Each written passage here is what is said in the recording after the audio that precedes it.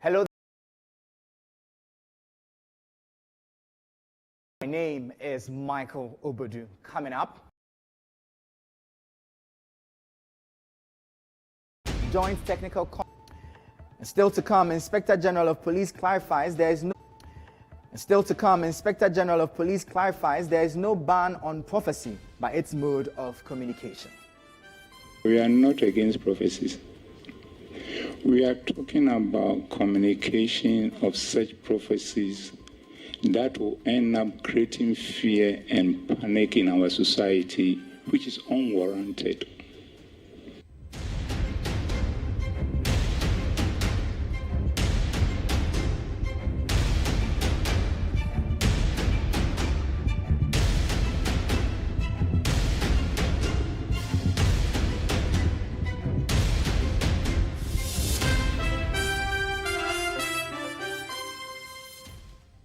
Thank you for tuning in. Straight to our first story, the Inspector General of Police, IGP, Dr. George Ekufu-Dampare, has clarified that there is no ban on prophecies, but the mode of its communication. The police have been cautioning religious groups to be measured in the communication of their end-of-year prophecies that often spark panic and controversy in the country. Speaking at the Public Accounts Committee sitting, the IGP vowed that the police service will not allow anybody to use God's name in creating a mess and confusion in society. Citi News' parliamentary correspondent, Ni Ayikwe Okai, has more in this report.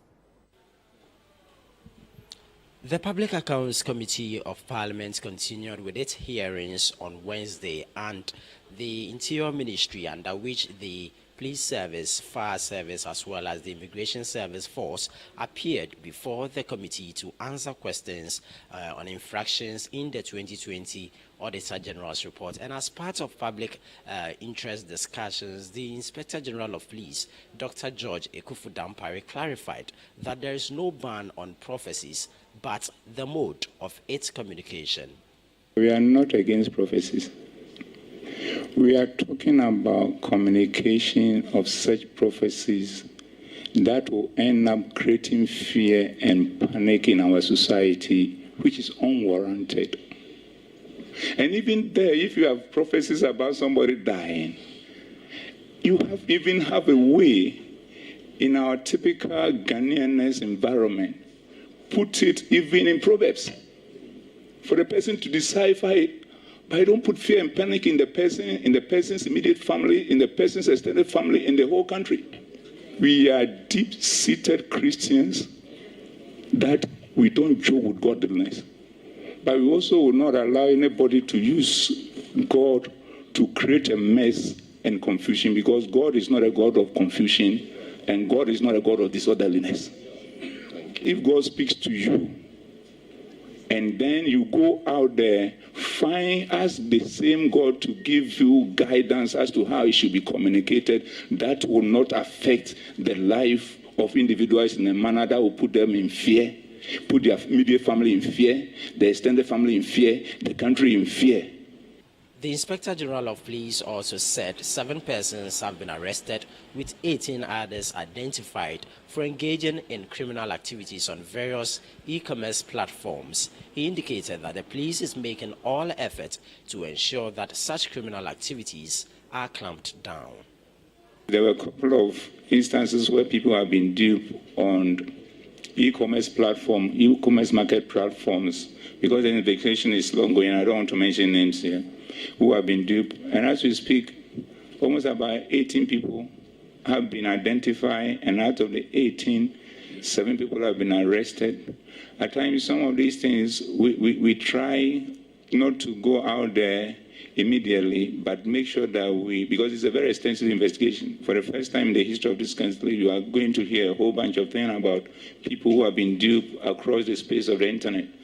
And we are dealing with them. So what we have to do going forward is to pick on all the others that you have and see what we can do to make sure that at the end of the day, we send the strongest signal to these people and tell them that if you have left the fiscal space in terms of robbing people and duping people because of the measures we put in place across the country, and you want to go to the virtual space, we'll chase you there and deal with you according to law.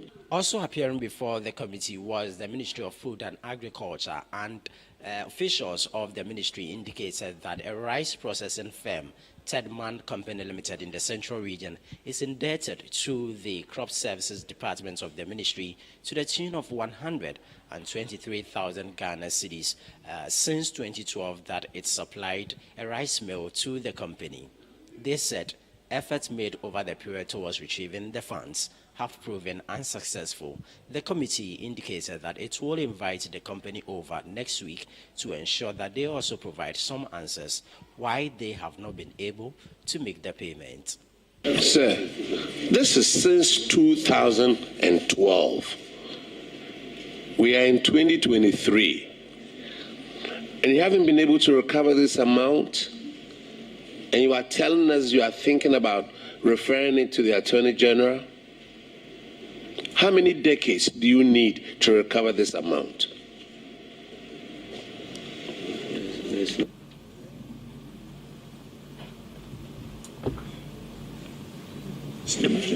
Mr. Chairman, the total amount was 127, out of which the company has only paid 4,000. And we are saying after all this series of communication, there has still not been payment. And being a transaction which is of a commercial nature, it is the Attorney General that will be a better place to advise us on the next line of action. The Tedman Company Limited is located in Asempraso, the Central Region. And is this still operating? Yes. And you gave them a rice mill since 2012, and they owe 123,000, and they haven't paid it. Please, from my records, the rice mill started operating in 2017. Your answer that a machine allocated in 2012 was put in use in 2017, suggesting that he ought not to pay for the period that he didn't use the machine, is an answer that shouldn't come from you. It's in bad taste. The signal you are sending is bad. For that company not paying, there might be some reason. So this committee is deciding that we invite that company to appear before us, together with the Ministry of Food and Agriculture. Yes, Mr. Chairman, thank you. The Ministry of Roads and Highways also appeared before the committee, and the Sector Minister, Kwesi Amoakwanta, assured that the government is mobilizing funds to construct the Ejura-Mampong Highway, which is in a poor state and is alleged to have caused the death of some 3 persons. As we speak now, by Tuesday, God willing, I am moving to Mampong, because I'm sure some of you are aware, and the MP for Mampong, Honorable Amprachun, Deputy Minister for Foreign Affairs, is in if I should put it, hot soup. So far as his constituents are concerned, because the people in is it Ejura? No, the road, yes, Mampong Ejura road is cut off now. So we are mobilizing money from everywhere, to go and rectify the situation, and I am planning to move there by Tuesday. Reporting from Parliament, my name is Ni Ayikwe Okain for Citi News.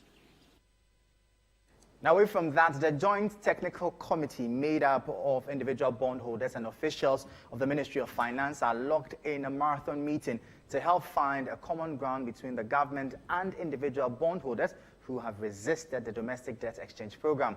The Technical Committee has become necessary as the government continues to engage various groups of its domestic creditors who have refused to exchange their bonds for new ones. Now, my colleague Charles Owusukumi is our man on the ground, and he joins us live to bring us more updates. Charles, you're welcome to the Citi Newsroom. Can you help us understand what is happening where you are right now? Thank you very much, Michael. So, like you rightly said, the Joint Technical Committee, which was formed by the Ministry of Finance to try and help thrash out the issues between the individual bondholders and the government of Ghana. The Ministry of Finance specifically has been sitting today, and they've been sitting for about 5 hours. Meeting started at about 3:30, and they are still logged in the meeting. But Michael, a bit of background to this meeting. So, government of Ghana goes to the IMF to get a $3 billion support. Now, as the IMF does, it comes to your country, it does a debt sustainability analysis of your debt portfolio, and the IMF found out that Ghana's debt, which is currently a bit over 400 billion Ghana cedis, is not sustainable. And so government of Ghana has to find ways to bring these debt levels to sustainable levels. And so government introduces the debt restructuring program. The government then goes ahead to introduce the domestic debt exchange program, where it encourages domestic creditors to exchange their old bonds for new ones with 0 coupons in this current 2023, a 5% coupon in 2024, and 10% from 2025 upwards. Now, this program has been met with stiff opposition, and if you remember the organized labor group was able to get government to completely exempt them from this debt exchange program. Now, one of the groups which have also vehemently opposed this debt exchange program are the individual bondholders, who are owed an amount of about 8 billion Ghana cedis.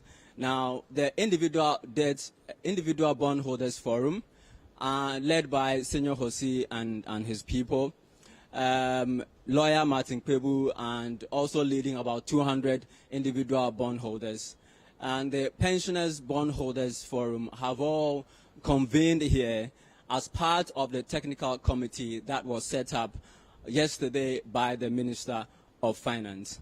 So information has been a bit scanty, but we understand that what is going on in there is that the individual bondholders are trying to understand government's difficulties with respect to paying interest payments on the debts that have accrued over the years. Now, 5 hours is quite a long time for a meeting. How soon do you think this will end? And from what you're gathering on the grounds, is any progress being made with all the discussions that's going on? Yes, we gather that there's been some significant progress. They are currently going through the details of this debt exchange program and exactly what government is trying to achieve with this program. We have very little information about when the meeting will exactly end, but we don't think that it will travel very deep into the night.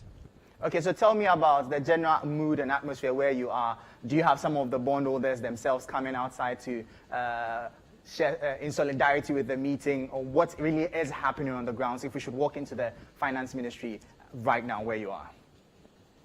No, the finance ministry is very quiet this evening. People are done with their jobs, they are gone home. Just a few meetings going on here and there. You won't find individual bondholders agitated. No, I mean, it's very quiet, it's very solemn here. It's just the meetings that are ongoing upstairs. We're currently waiting for the meeting to end, and then I'm sure we'll be able to feed our listeners and viewers information from what has transpired this evening. Okay, finally, I'm sure you have been interacting with both parties. What do you glean? Do you get a sense of some level of compromise from both ends, or it's more of an entrenched position? So the individual bondholders, they've been asking government to completely exempt them from the program, because for them, they say 8 billion cedis is not a huge amount of money, and that government can make expenditure cuts from the budget and use these monies to pay their debts. There is also the option that's been mooted that government should restructure the program and bring better terms that will be acceptable to all parties.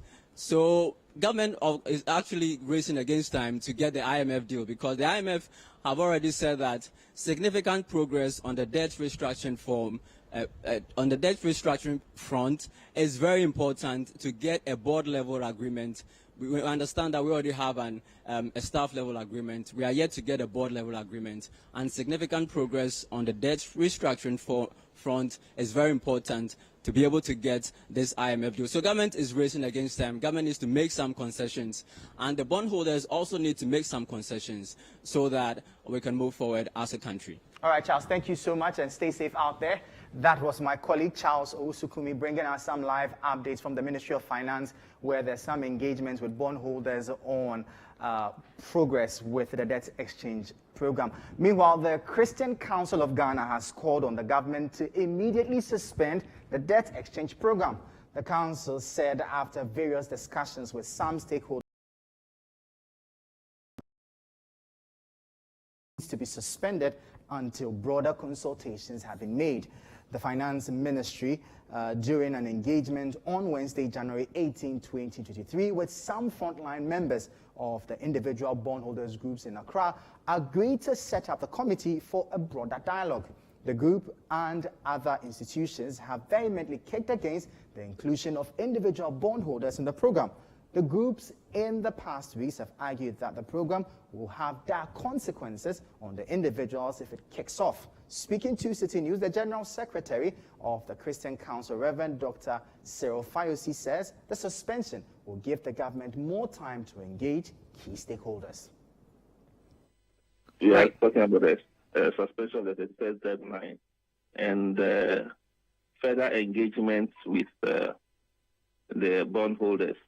We are happy to note that the Minister of Finance yesterday said they were going to engage the affected persons, and I think they have begun that process. That is why we are also asking for this. But what has been the interest of the Christian Council in the wake of the current economic challenges that we are witnessing as a country? Oh, the Christian Council member churches members are also Ghanaians, and some of them are bondholders who have been affected by some of the decisions that have been taken by the government and the Ministry of Finance, the domestic debt exchange program. So we have had a number of petitions on our table from groups and individuals asking us to also put in a word. So we are only doing that advocacy so that the government will do what is best for all of us, not something that will hurt some members of society. So that is why we put out this release. Have you met with some of the individual bondholders who may be members of your various churches? Yes, the meetings have been done at various levels, not at the Christian Council of Ghana head office level, but individual bondholders have mentioned it to their ministers or pastors, and they have passed on the information to us. We have also had requests from a number of groups to give them audience, and we are working on that. We have not been able to give them audience yet, but we'll do that. But we also feel and notice the problem, and we are equally concerned. So we have to, even before we engage those people, release this statement.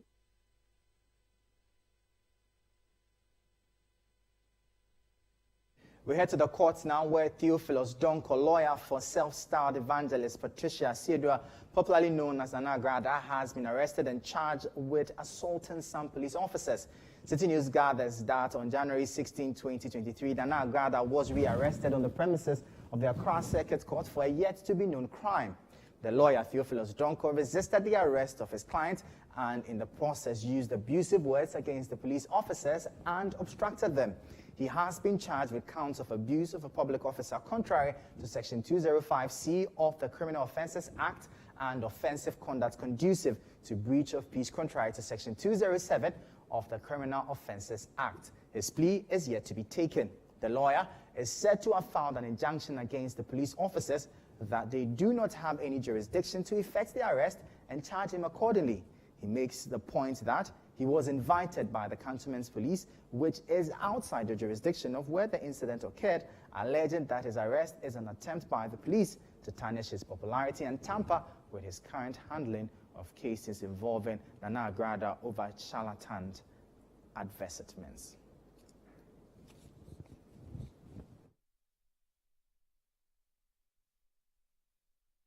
In the City Newsroom on Citi TV, still to come. Mixed reactions among fisher folk over government's decision to increase the price of premixed fuel per gallon to 25 Ghana cedis from 10 cedis.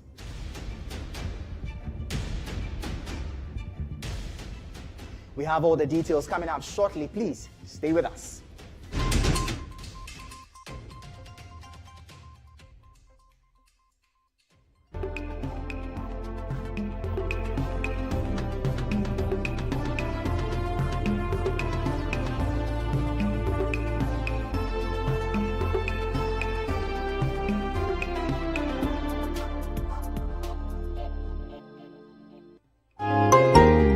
Every child is so unique. You like no other. Outstanding in every way. It's me like no other. So anytime you walk and play, you like no other. You are special like Indomie. It's me like no other. Did you know that every child on the planet has their own unique fingerprint like no other? You like no other. I can play the drums. I'm talented. It's me like no other.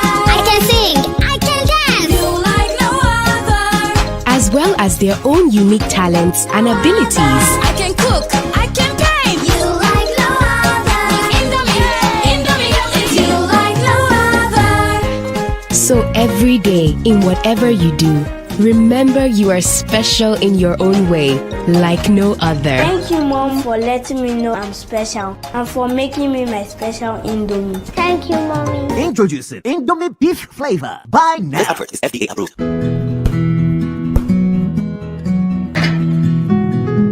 This is the neighborhood I'm having my toy. It can't take all of us. Alphabet City. Now I'm a landlord. I don't pay rent. And my Airbnb business is booming. To me, Pamini, bank and I'm in Alphabet City. The pension pay me 20%. The payment plan, I want to share my just very smooth. This is a healthy place to raise our families and creating peace. Come on, be my neighbor. Alphabet City, the ABC of Home Sweet Home. Alphabet City is a classy and peaceful gated community in Sakumono. We have 24/7 top-notch security and high-quality access roads. We have 3 bedrooms and 2 washrooms, 3 bedrooms and 3 washrooms with boys' quarters. We have 3 bedrooms and 4 washrooms. We have 2 bedrooms and 2 washrooms, all with beautiful kitchens and kitchenettes. Call Alphabet City on 0240-111119 or 050-44-99999. Alphabet City, the ABC of Home Sweet Home.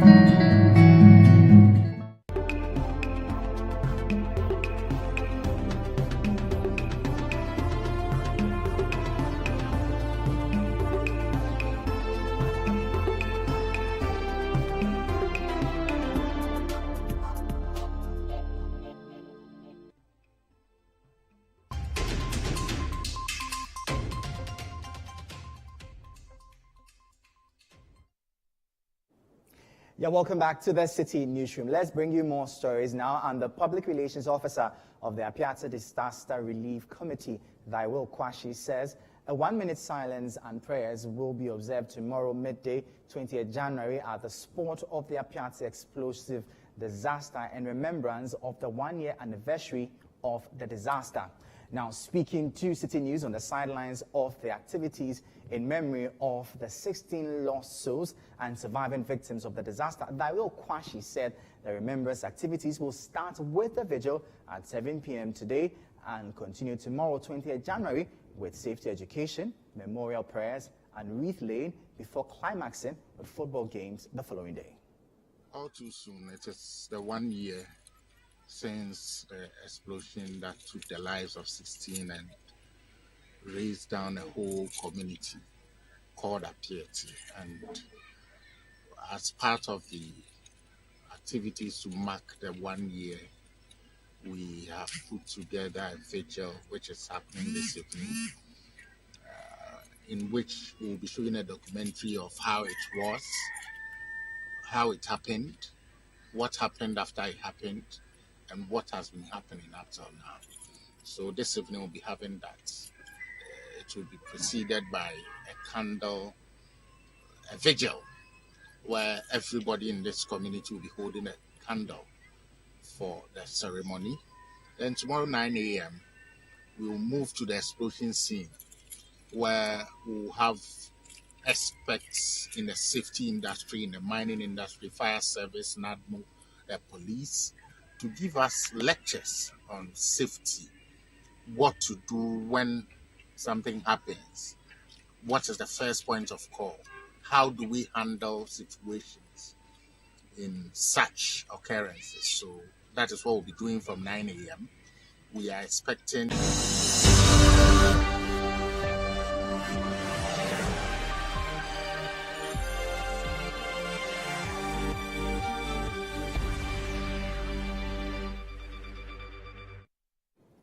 Now, the Ghana Health Service has declared Friday, January 20 to Tuesday, January 24 as the 6th National COVID-19 Vaccination Days. Although there have been a decline in coronavirus cases in Ghana over the past few months, GHS is calling for the tightening and reviewing of existing measures in the country due to the recent surge of the pandemic in some countries. Now, there's more in the following report by Citi News' Rachel Engman and read by Ansheli Ziu. The COVID-19 pandemic led to the death of many across the world, pushing countries to adopt preventive measures including frequent hand washing, wearing of face masks, as well as vaccination exercise to curb the spread. According to data from the Ghana Health Service, over 20 million persons have so far been vaccinated as active cases reduce. Ghana in 2021 set a target to vaccinate 20 million Ghanaians by the close of that year, but that target was missed. With a reported surge in new COVID-19 cases in China, many countries, including Ghana, have firmed up measures such as revising protocols at the Kotoka International Airport in order to avoid importation of the virus. Launching the 6th National COVID-19 Vaccination Days, the Director General of the Ghana Health Service, Dr. Pachekuma Boaji, disclosed that the Ghana Health Service will deploy 6,000 COVID-19 vaccination teams to ensure that majority of Ghanaians receive the dose. He emphasized that eligible persons who are yet to vaccinate need to take advantage of this exercise to do so. As for the previous campaigns, we're going to have 6,000 vaccination teams will be deployed across the length and breadth of this country, employing both the static, that is facility-based, close-to-client strategies, that is taking the vaccine to them, to reach the unreached, and even going to overbanks to reach people who live across rivers. The aim is to administer about 1.4 million doses, bringing us closer to herd immunity. The role of the media has always remained important before, during, and after these campaigns. And as always, we are counting on you to help us drum home the message. Is now, especially as there are reported surges in a number of countries across the globe and even around our neighbors. The program manager for the extended program on immunization at the Ghana Health Service, Dr. Kwame Mponsachiano, gave a breakdown of Ghana's COVID-19 case count. He added that his outfit is ready to roll out the vaccination exercise as it has received more vaccines. Currently, as I speak, we have no critically ill person or severe disease, but we have 11 active cases. Unfortunately, we've lost over 1,400 people to COVID. I'm sure this slide is familiar. We keep on updating it as we get cases. So this is the cases by date that a sample was taken, right from March 2020 up till recent times. It's about 2 days ago. We've seen quite some peaks and troughs. Essentially, you look at about 5 big waves, but before each big wave, we have some small waves as well. And one of the reasons for us coming about 6 weeks ago was the fact that we wanted to avert a big wave, and we believe that we've succeeded somehow in that, but we need to sustain the gains. So far, we've received over 34 million doses of the different kinds of vaccines we've been giving so far. We still have some quantities at the National Cold Room. Even yesterday, we received some additional 1 million doses. Looking at how many people are left to be vaccinated, we still would be expecting some vaccines.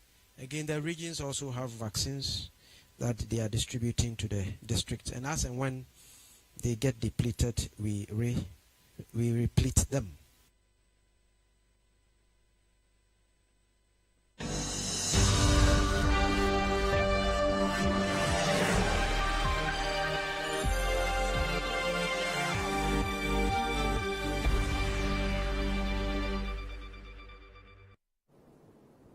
Now, fisher folks have expressed varied reactions following the government's decision to increase the price of premixed fuel per gallon from 10 Ghana cedis to 25 Ghana cedis. The 15 cedi increment in the commodity comes on the back of the price hike of oil on the international market. Citi News' Philip Nilate has more in the following report.